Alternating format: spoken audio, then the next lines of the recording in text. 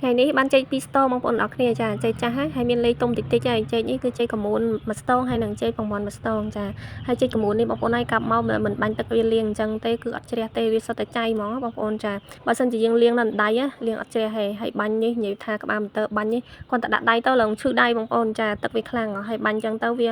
អានេះមិនមែនវាប្រឡាក់ទេតាមពិតច្រកវាគឺពណ៌វាអញ្ចឹងហ្មងបងប្អូនចានេះគឺចេកកមូនហើយចំណែកនេះវិញគឺចេកពងមាន់បងប្អូនចាចេកពងមាន់នេះគឺខ្លាម្រាក់បាក់គាត់ឲ្យរាជការគាត់មានគាត់កាប់មកអញ្ចឹងទៅគាត់ថាឲ្យផ្ញើទៅកូនអញ្ចឹងណាបងប្អូនចាចេកថ្លោះថ្លោះល្អមែនតើបងប្អូនហើយចាចេកពងមាន់ទេប៉ុន្តែថ្លោដូចចេកមីស្ងួនអញ្ចឹងតែតាមពិតចេកពងមាន់ទេវាល្អបងប្អូនចាដីស្រុកនេះល្អអញ្ចឹងដាំចេកពងមាន់ធំដូចចេកមីស្ងួនអញ្ចឹងហើយនេះខ្ញុំ